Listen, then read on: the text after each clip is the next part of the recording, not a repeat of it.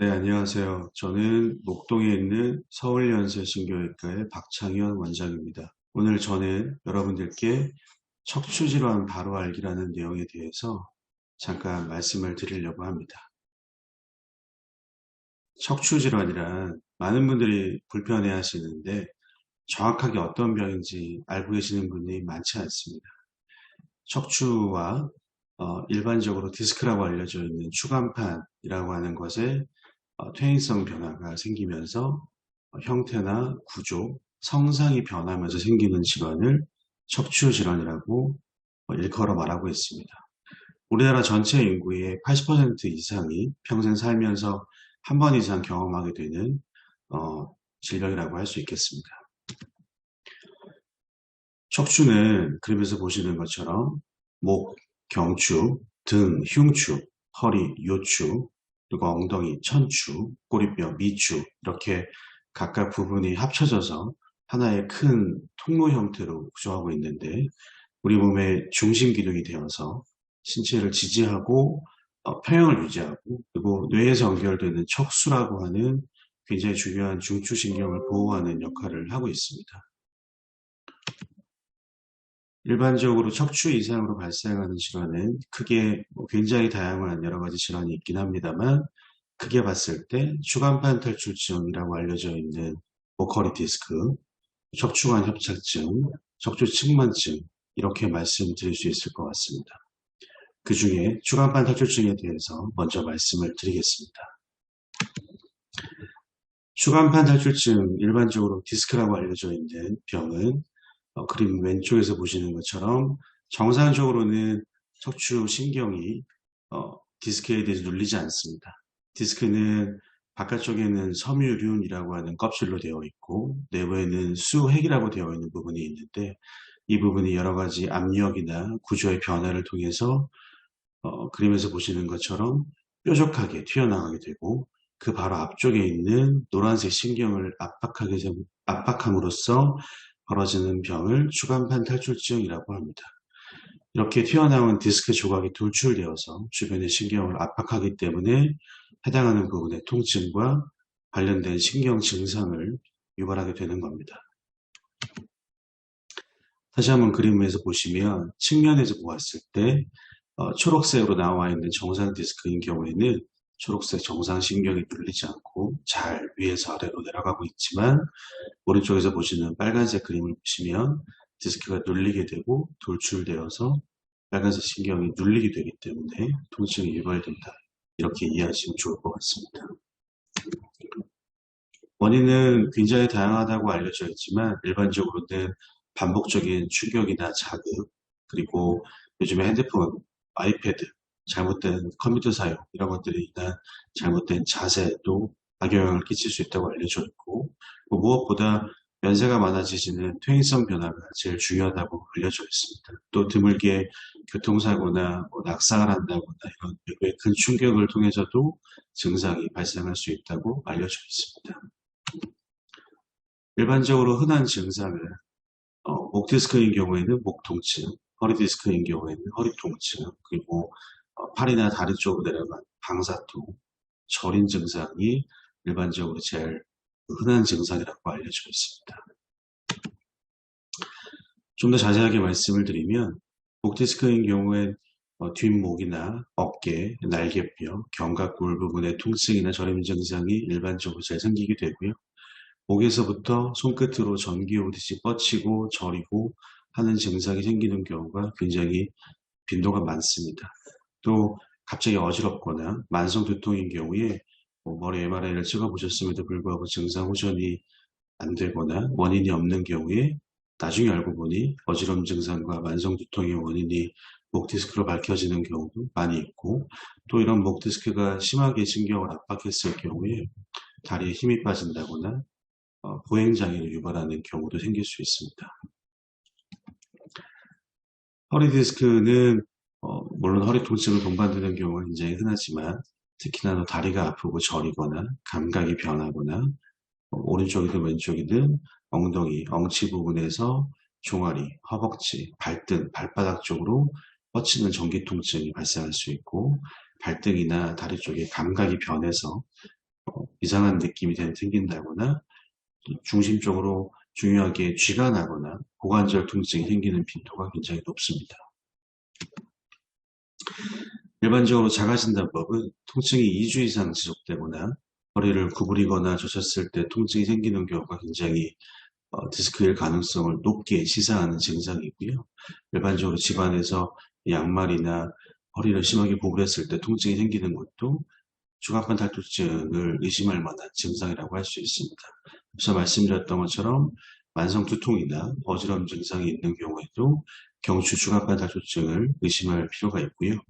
또 직거상 검사라고 해서 침대에 똑바로 누웠을 때 불편한 쪽 다리를 들어 올렸을 때 30도나 혹은 60도 전후에서 다리가 당기거나 저림 증상이 생기게 되면 요추 주간판 탈출증을 강력하게 의심할 수 있습니다. 치료는 일반적으로 알려져 있는 방법은 크게 세 가지입니다. 약물과 주사치료, 그리고 수술, 이 세 가지인데, 약물 치료를 할 때, 약물만 먹는 것이 아니라 물리치료를 병행하게 되고, 경우에 따라서 수영이나 걷기나 스트레칭 등의 운동을 병행했을 경우에 그 치료 효과를 조금 더 극대화시킬 수 있습니다. 다만, 통증이 아주 심한 경우에 초반에, 임상 증상이 발생하는 초반에는 너무 과도한 운동은 임상 증상을 악화시킬 수 있는 여지가 있어서 많은 주의가 필요하다 말씀드릴 수 있을 것 같습니다.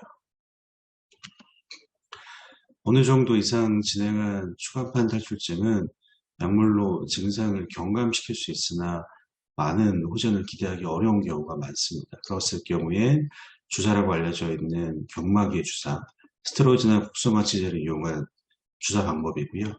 또 경우에 따라서는 해당하는 신경근, 그 디스크가 돌출돼서 눌리고 있는 신경근에다가 약물을 집어넣는 신경근 차단술이 도움되기도 하고, 그래서 말씀드렸던 약물이나 물리치료, 주사치료 이런 것들을 충분히 했음에도 불구하고 증상이 호전되지 않는 경우에는 안타깝지만 수술을 고려해야 되는 경우도 발생할 수 있습니다. 두 번째로 척추관 협착증과 관련된 말씀을 드리겠는데, 디스크와 척추관 협착증은 많은 분들이 오인하고 헷갈려 하시지만 좀 더 쉽게 말씀을 드리면 오래되면서 퇴행성 변화와 동반된 것이 척추관 협착증이다, 이렇게 이해하시면 좋을 것 같습니다.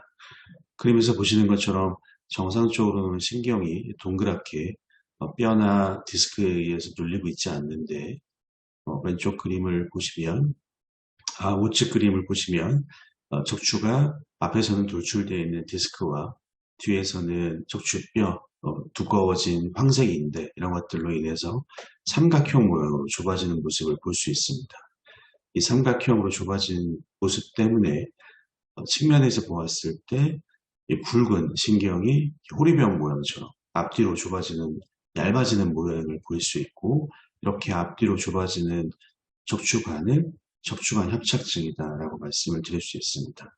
그래서 이 척추관이라고 하는 건 신경, 척수가 지나가는 통로인데 이 척수 자체가 눌리기 때문에 허리와 다리나 이런 것들의 통증이 아주 복합적으로 발생하는 통증입니다.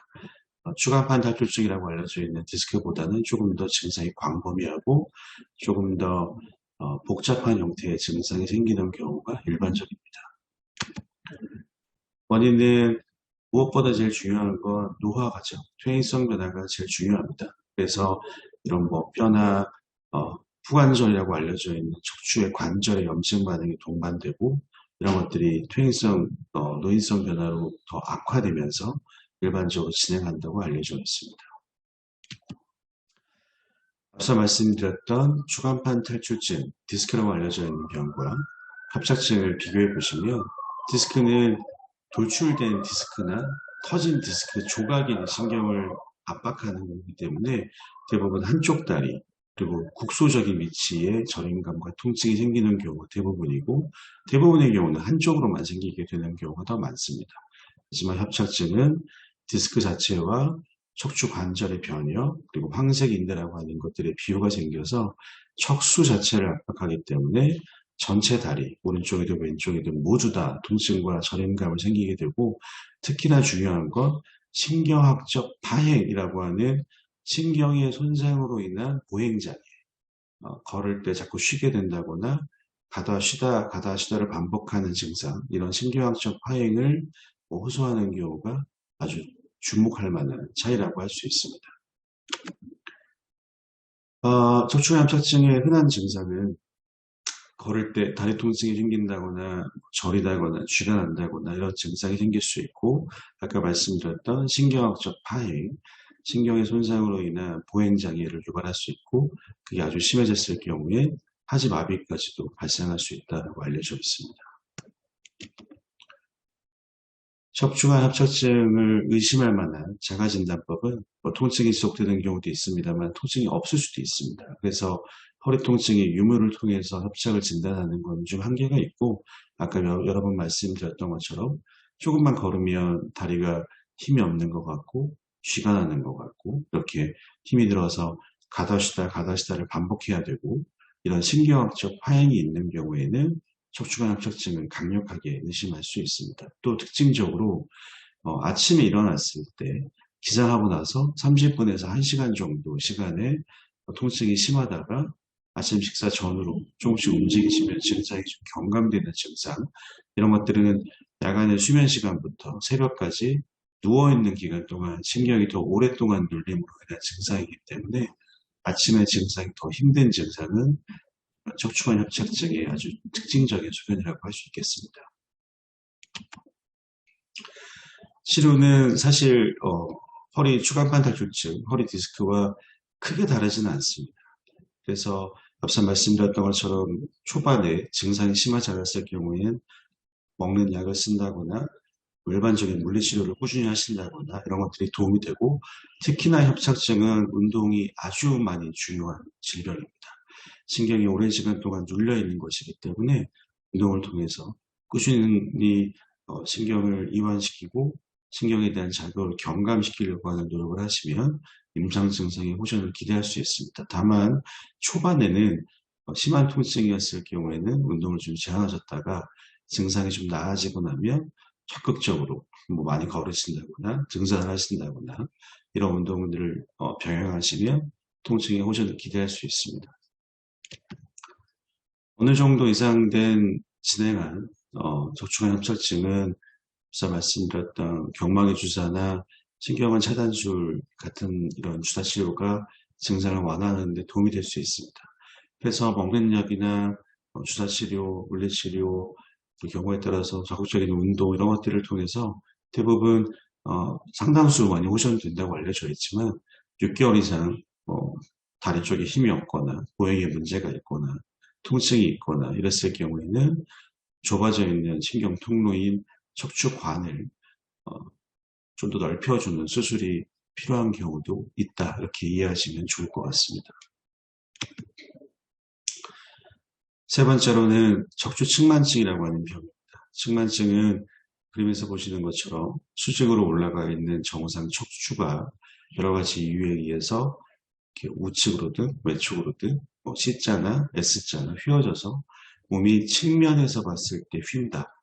그래서 몸이 좌우로 기울거나 돌아가서 변형되는 것, 측만증이라고 하게 됩니다.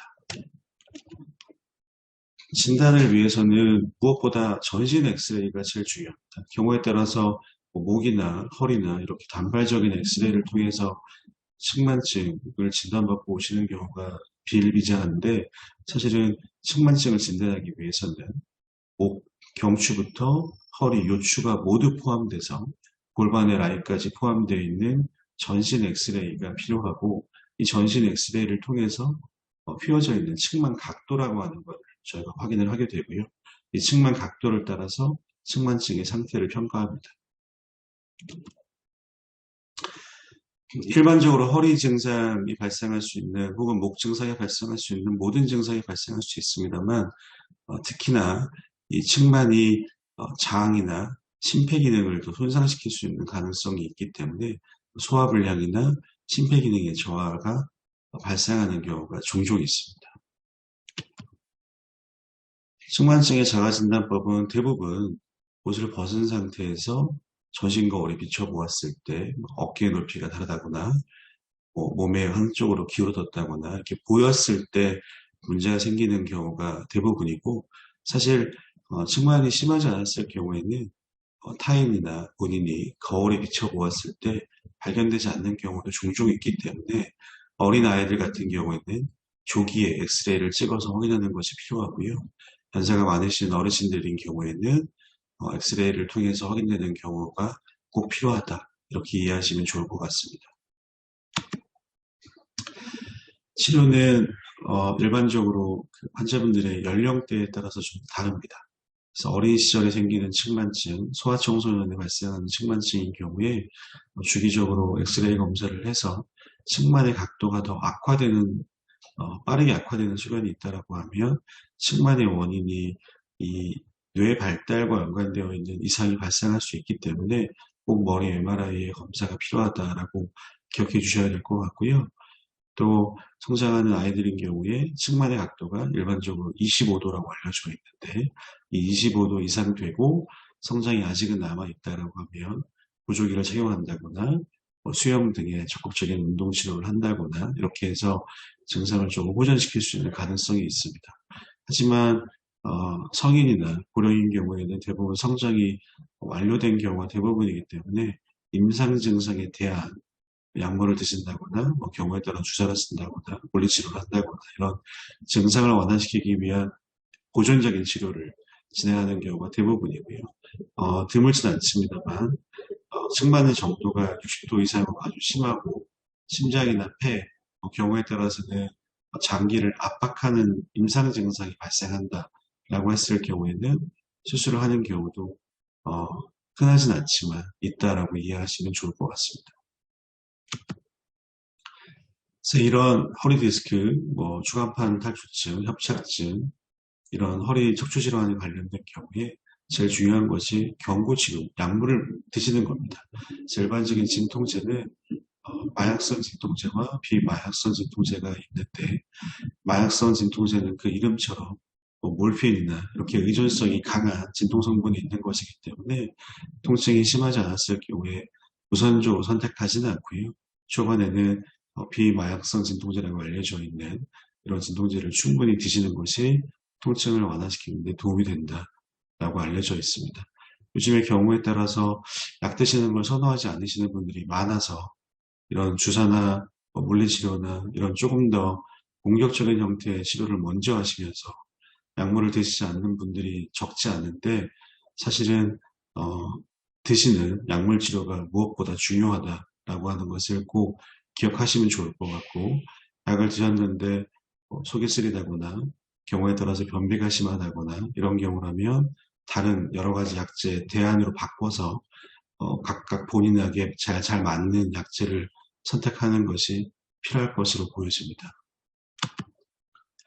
효과적인 진통제를 드시는 방법은 일반적으로 식사를 잘 하시고 규칙적인 운동과 식사를 이후에 약을 드시는 것이 꼭 필요하다고 알려져 있고 특히나 커피나 초콜릿, 콜라 등의 카페인 섭취를 줄이시고 술, 담배를 피하는 것이 진통제를 드셨을 때 효과를 더 많이 볼 수 있고 무엇보다 위장장애나 속쓰림, 이런 변비, 이런 증상을 좀 더 경감시킬 수 있는 방법이다라고 알려져 있습니다. 척추 건강에 해로운 생활 습관은 일반적으로 컴퓨터나 스마트폰 같이 이런 잘못된 생활 습관을 오래 유지하는 것, 이런 것들을 피하시는 게 좋고요. 쪼그리고 앉는다거나 양반다리로 앉는 이런 좌식 생활을 오래 하신다거나 비스듬히 눕는다거나 딱딱하거나 목침처럼 이런 너무 높은 베개를 사용하신다거나 이런 것들을 피하시는 것이 제일 중요하고요. 무엇보다 중요한 것은 급격하게 체중이 늘거나 과체중이거나 하는 것들을 체중 감량이나 체중 조절이 필요한 경우가 굉장히 중요하다라고 이해하시면 좋을 것 같습니다. 척추 건강에 도움이 되는 생활 습관은 장시간 앉아 있지 마시고 40분에서 50분마다 자리에서 일어나셔서 허리를 펴고 스트레칭을 하시고 허리 등받이를 꼭 사용하시고 가급적이면 허리를 곧게 펴고 앉으려고 하시는 게 필요합니다. 그리고 일주일에 3회 이상은 적절한 운동을 하셔서 목이나 허리의 건강 상태를 호전시키려고 하는 습관이 필요할 것 같고요. 너무 무거운 물건을 들 때는 꼭 다른 분들의 도움을 받거나 그래도 어쩔 수 없다라고 하면 허리나 무릎을 허리는 잘 펴시고 무릎은 잘 굽히셔서 허리 자체에 중량이 너무 많이 실리지 않도록 조심하시는 것이 필요하겠습니다. 척추 건강을 지키는 바른 자세는 아까 말씀드렸던 것처럼 대부분 1시간을 넘지 않고 한 40분에서 50분 정도 언저리마다 목과 허리 쪽에 스트레칭을 좀 많이 하시고, 너무 장시간 동안 한 곳에 응시하거나 너무 장시간 동안 오래 앉아 있거나 장시간 운전을 하거나 이런 것들을 피하시는 게 목, 허리, 척추 건강을 지키는 굉장히 좋은 생활 습관이다라고 말씀드릴 수 있을 것 같습니다.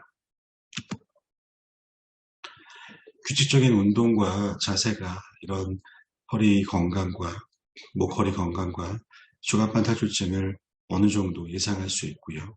말씀드렸던 것처럼 운동 열심히 하시고 올바른 자세를 유지하려고 하시고, 특히나 나이와 상관없이 허리 주변에 있는 허리 근육을 강화시키기 위해서 꾸준한 운동을 하시는 것이 현실적으로 제일 중요한 방법이다라고 이해하시면 좋을 것 같습니다.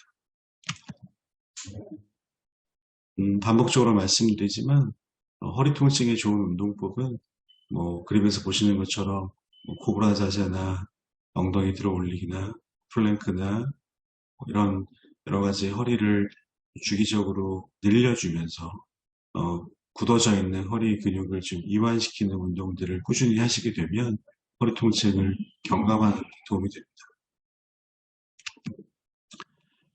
제일 중요한 내용인데요.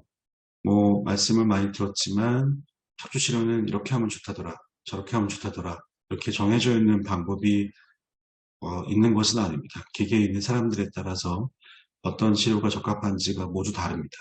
따라서 어떤 치료가 적합한지 아주 명확한 진단이 필요하고요. 무조건 수술을 하지 않겠다, 나는 무조건 수술을 하겠다, 약은 먹지 않겠다, 난 주사는 맞겠다, 이렇게 뭔가 하나의 난 이것만 하겠다 이렇게 정해놓은 치료 방법은 반드시 피하셔야 될 생각입니다. 하지만 원하지 않더라도 수술적 치료가 반드시 필요한 경우에는 일반적으로 약물이나 주사나 이런 비수술적 치료가 호전이 없고 통증과 임상 증상이 악화되는 경우에는 수술적 치료를 고려하셔야 되고, 특히나 상체나 하체, 팔다리에 힘이 빠지는 경우라면 지체 없이 수술의 가능성을 열어두시는 것이 필요합니다. 특히 발목이나 발가락에 힘이 떨어지고 자꾸 넘어지려고 하시고 걸을 때 힘든 보행장애가 생기시고 이런 경우라고 하면 일반적으로 약물이나 물리치료, 알려져 있는 비수술적 방법을 통해서 임상 증상을 호전시키기에는 상당히 어렵습니다. 따라서 경우에 따라서는 수술이 필요한 경우도 있고 그 경우가 내가 될 수도 있다라는 생각을 갖는 것이 굉장히 필요하시고요. 주변 분들의 말만 듣고 이렇게 하면 좋다, 저렇게 하면 좋다를 통해서 결정하시는 것은 지양하시는 것이 좋을 것 같습니다. 또 무엇보다 경험이 많은 숙련된 척추 전문의 의사의 얘기를 잘 들으시고 치료가 끝난 이후에도 꾸준히 운동하시면서 전문적인 재활치료를 병행하신다고 하면 많이 공포스러워하시고 많이 힘들어하시지만 척추질환을 어느 정도 많은 부분에서 증상을 호전시킬 수 있는 여러 가지 방법이 있다라고 조금은 안심하셔도 좋을 듯 싶습니다. 제가 준비한 내용은 여기까지고요. 오늘 척추질환, 허리디스크, 척추관 협착증, 그리고 측만증에 대한 개괄적인 내용을 말씀드렸습니다. 여러분 모두 다 건강하셨으면 좋겠습니다. 감사합니다.